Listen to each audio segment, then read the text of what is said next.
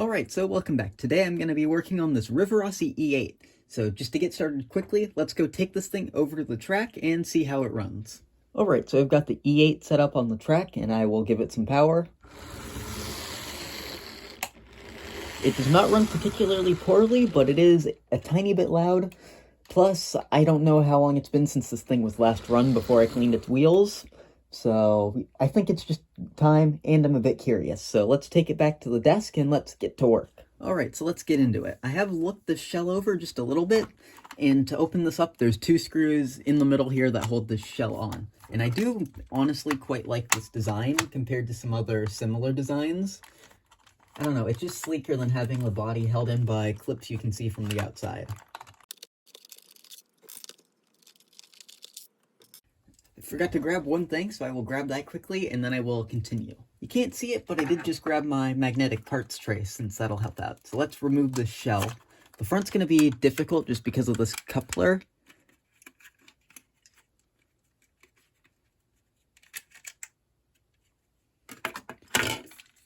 And I'll just set this aside for a while.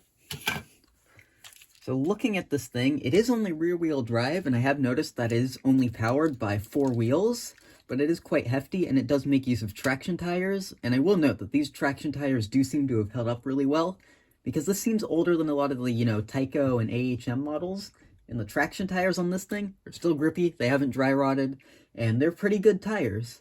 So I don't really see much of a way to clean out anything in here, so I'm going to investigate and see if there's anything I'm missing to, get this motor out or get into this truck.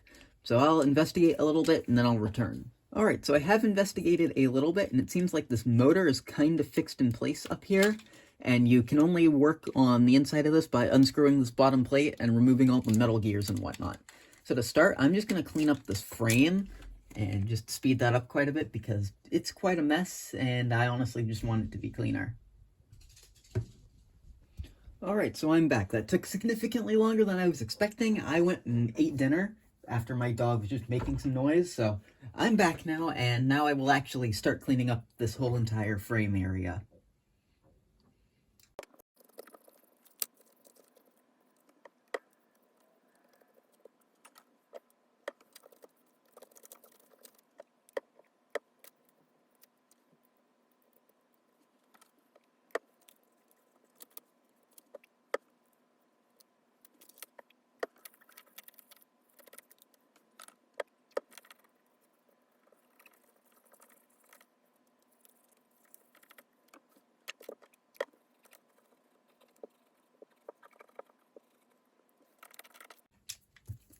Alright, so that took a little bit, but that frame should be all clean now. So, I'm going to give this motor some oil at the bearings.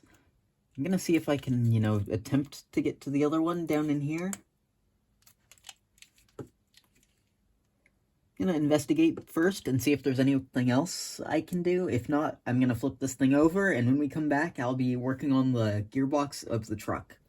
Alright, so I just gave the motor a good test, so now I can get to work on this truck.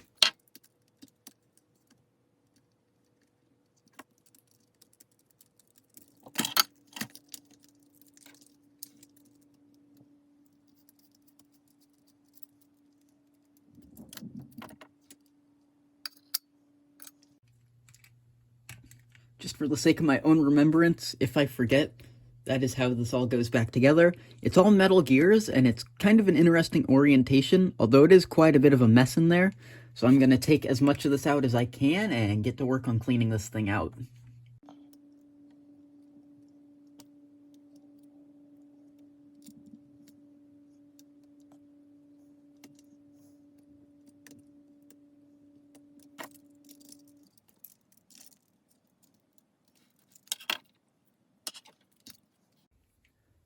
Alright, so there. Now I'm going to work on just cleaning out this truck interior. I guess that's what you could call it. Truck frame. I don't know what the right term is. It's a weird design, but it is kind of interesting.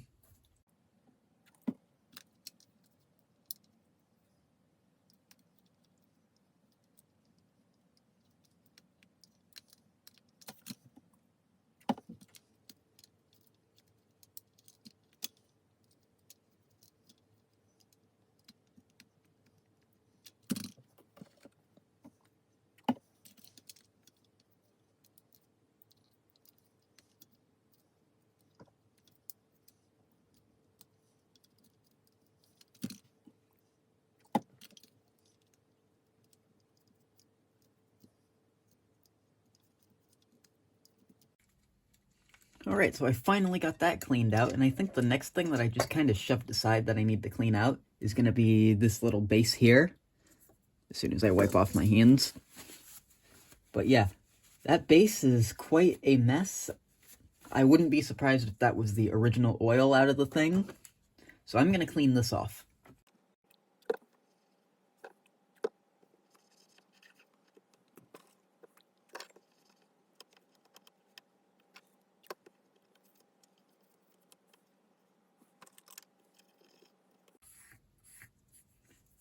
There, I think that's significantly better now.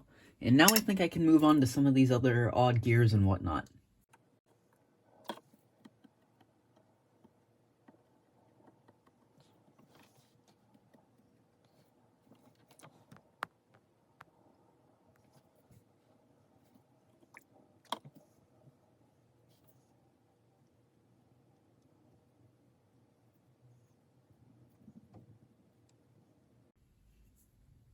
I think I'm going to come back and try something a little bit different, see if it works. I don't know if it'll work or not, but just based off these gears, it might actually be a little bit easier of a thing to try. I don't know how well this will work, but I've got my parts toothbrush here, and I'm just going to pour some rubbing alcohol into its bristles and whatnot.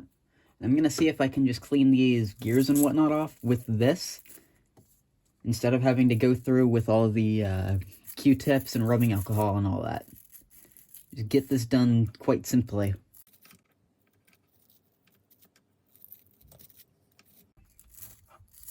Which, this does not have to be perfect, but I just want it to get most of this dirt off.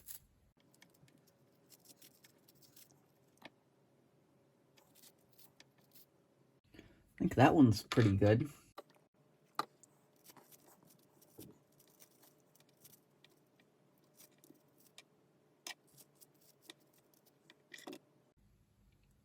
Again, it's not perfect, but I think that is pretty good.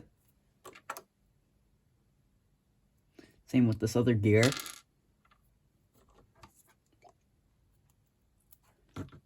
Now I've got this one, and I've got the axles of the wheel sets to do.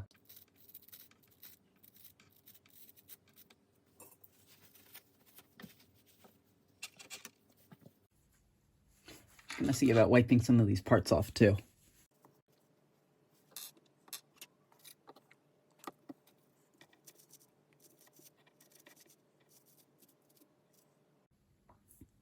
I think that was actually pretty successful. So now I'm going to finish these other little gears and whatnot off.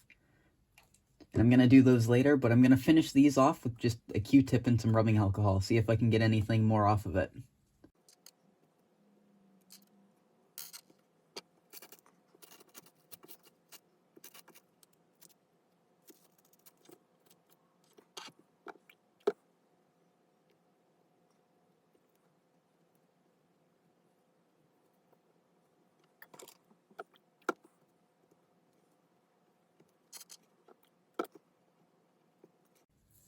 Alright, so I think I got all these parts cleaned off. I'm going to take a slight break to just make sure I'm going to put these wheels in the correct way and check all the gears and everything. And I'm just going to go clean off my hands before I start putting fresh oil and everything in and messing with the shell, so I will be back shortly. Alright, so I have returned and I've pulled out a pair of tweezers so I can get these gears back in, and I have figured out where they go. So to start, I'm just going to put some grease into the worm gear. I'm going to need to get some new grease soon because I am running a little bit low.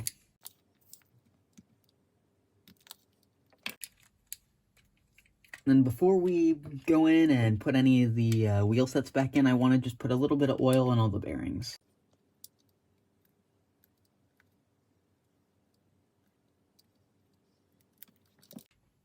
So I think I am going to start by putting these wheel sets back in. First up is going to be this one up front. Then following the same order, this one's going to go here, and that should go there. And I'm just going to give all these a little bit of 102.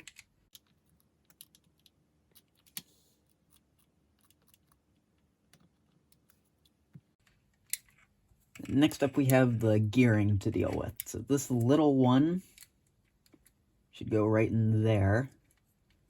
We'll again add a little bit more 102 to that.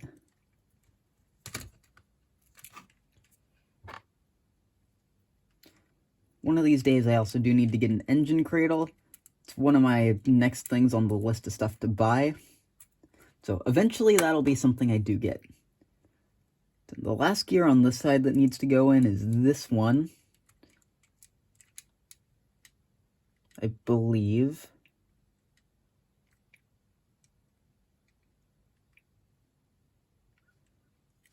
I'm going to give that a little bit of oil. I am really hoping that this is right. And then I've got the last gear here, which should go just like this. Again, I should just be using my tweezers.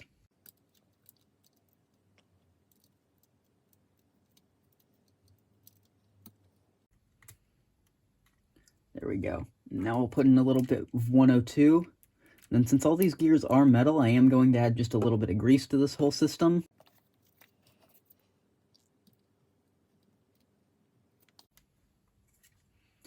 And then I can close this all back up with this.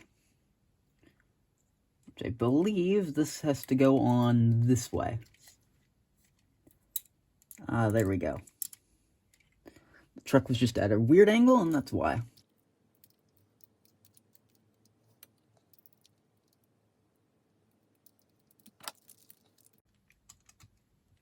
Now for this little bit, I will be slightly blocking the camera.